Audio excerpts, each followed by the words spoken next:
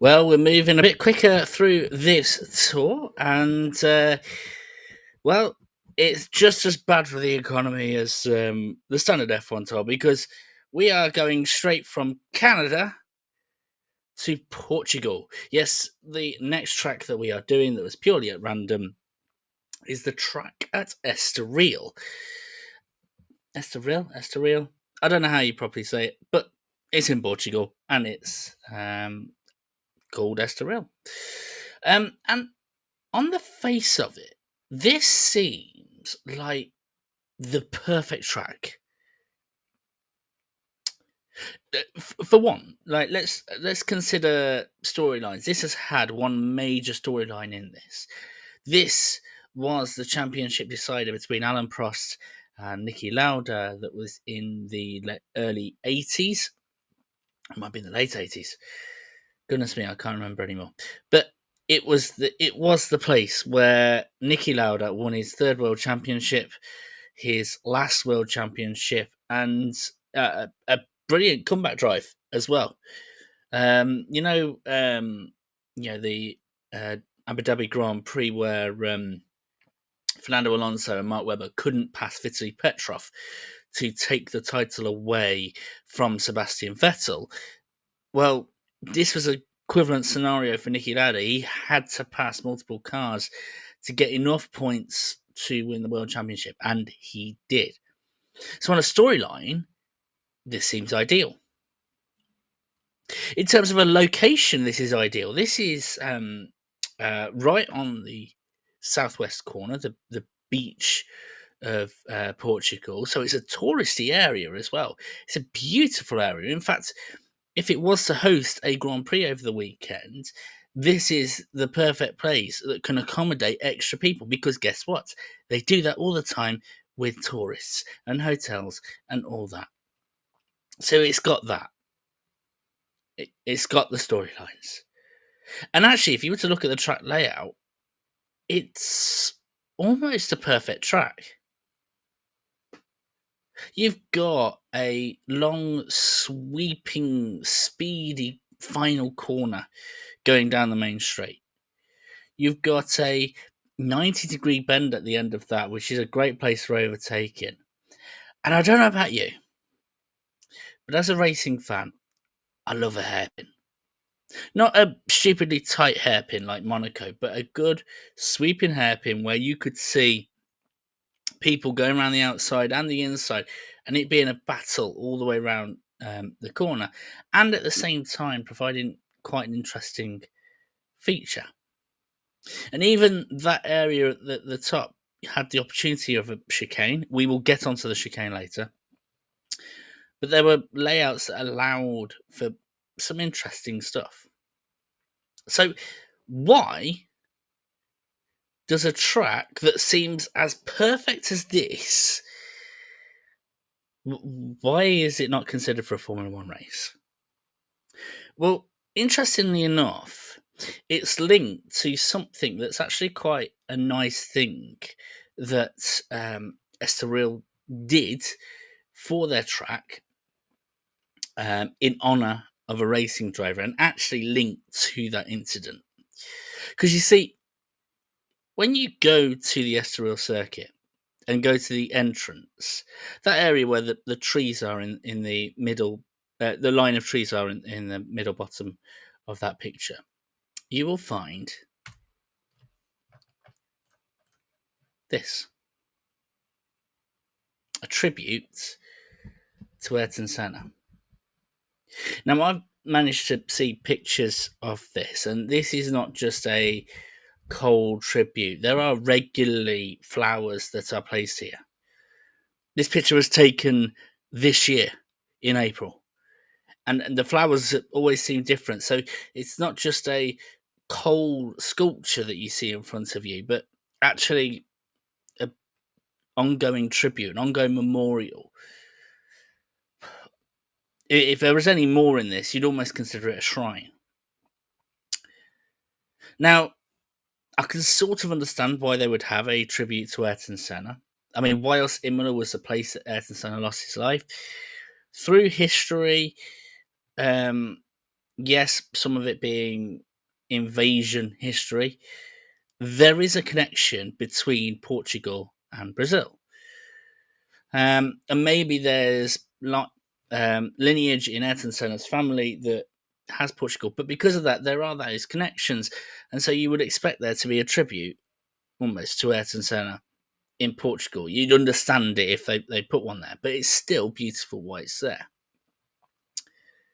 But why is this the reason for the downfall of Imola? It seems a bit weird me saying that, doesn't it? Well, this is down to something that happened as a result of Ayrton Senna's crash at Imola and the death. Because part of the reason why it was starting to creep back into the unsafe and dangerous territory in Formula One was because the cars were getting faster and there was nothing on the tracks that was naturally slowing them down. And as a result, the FIA, to their credit, said we need to start putting chicanes in. Now, not to their credit, some of them were absolutely rubbish and tyre chicanes, stuff that was even protested against by the drivers, right? But if we were to go back to that layout, that bit of that part of the track at the top that was the chicane wasn't originally there. It was originally being that long sweeping right hand turn. And basically, the FIA approached Estoril and said, we need you to make this track safer. You need to sort out that corner. You need to even sort out the first corner, the chicanes and everything like that. The track owners pushed back. Now, you could put that down to politics and everything like that, which is understandable. There were some track owners that really didn't have the same elements of safety and were almost holding the F1 to ransom at that time. You have to remember, during the 90s, F1 wasn't the popularity. It wasn't as popular as it is today, where tracks are fighting to get onto the schedule. This is at a time when it was like, well, where else are you going to go? And a lot of tracks took advantage of that. Now, part of that is true, but I also want to put a bit of defence to the track owners at Estoril, because I want to focus on those on the microphone that I don't knock over. But I want to focus on those two problem areas. Because you see, you can sort of see why the track owners at Estoril would have had a hard time. Think about it, right? That first corner. Now, I've highlighted it not because of what's there, but actually what's beyond there. Because you see, for a corner like that to be safe, you would need appropriate runoff. And where the track used to finish is that further extremity.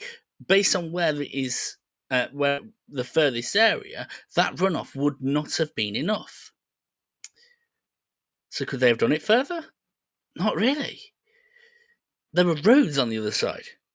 I don't know how you'd feel about, just driving the casually along the road and all of a sudden there's a sand ditch, and then a Formula One car flipping over you, and potentially crashing into your car.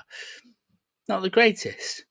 So Estoril, the track owners, probably would have struggled, and it would have cost them a lot of money to get that extra land to basically close off those roads, find diversions, all that sort of thing.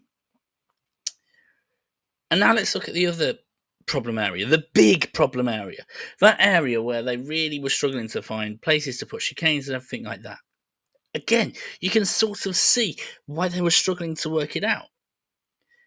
I mean, it's quite ingenious what they've done here, but let's say it was a chicane that would have been on the straight itself. Well, you can't do that. There's houses. They'd had to demolish houses. And if anyone knows, for example, the absolute chaos that was going on behind the scenes when they were trying to build the stadium for the 2012 Olympics, where people were complaining because they were basically being forced out of their homes because they wanted to build a stadium there. And on top of that, this is no downtown area. This is rural stuff. Rich folks, basically. People with pools in their houses. They weren't going to be moved around by some um, I'm trying to absurd or obtuse isn't the right word, but unknown track organisation and sport weren't worth it. This wasn't worth it. And then when you look into that thing of the again the runoffs, they wouldn't have been able to put runoffs there. Why? Because again, that would have been somebody's house. Now I like the idea of having a Formula One car in my garden if I was living in one of those homes, but not barrel rolling into the garden, not set on fire and, with a screaming driver on the inside. Kind of takes the fun out of having a Formula One car in your garden or in your pool. And so we had this sort of back and forth, the holding hostage, all that sort of thing. And frustratingly for Estoril, they pushed it a bit too far because the FIA went, right, if you're not going to move, we're pulling away. Now, originally, that pulling away was going to be a case of we'll come back later. But the timing was terrible because by the time that Estoril made those changes, things had changed again. Tracks had signed up and F1 had a full calendar. I think it was like something like 15 races. That might not seem big nowadays, but you gotta remember F1 was a very different beast back then. And it wasn't about filling up the calendar as much as possible. So they almost basically said to Estoril, sorry, we can't come back. So is this a sad end to Estoril? Is this now the death of Estoril? Well, as that picture of the Praca or Praça Ayrton Senna da Silva showed, this place is being visited regularly. And not just as a monument or anything like that. It is still being used today in racing, in GT3, in European touring cars. It's being used almost like a sports car championship race. It's even being used in superbikes, although that was back in 2020 during COVID when they gave the opportunity to everybody. But it is still being used as a racetrack, and because it's now a smaller style circuit, it's now one of those where it's a historical circuit, but only if you really know about Formula One. Comparatively, it is a fairly inexpensive circuit to visit for a race, to visit a monument to Ayrton Senna, to embrace the history. Now, it might be a struggle to see it. They don't have full on grandstands, but this is a place to go. And like I say, embrace that history. It was only used like 12, 15 times, but it had some great stories in there. I picked the stellar one out of Niki Lauda and Alan Prost, but it's been used since and had great stories since. That maybe not are as special as that, but still pretty special.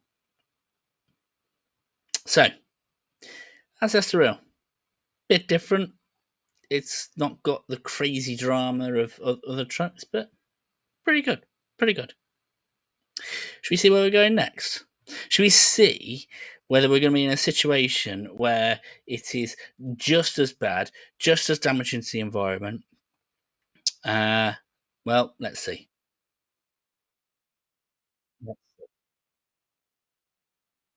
We're going to. ah, we're going to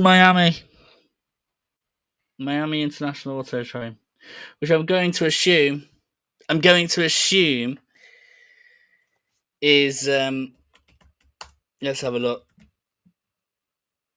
International Autodrome.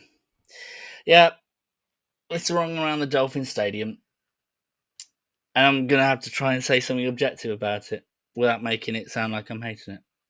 So if you want me to have that challenge of talking nicely about Miami, feel free to stick around for the next episode. And until next time, take care of yourselves and see you around.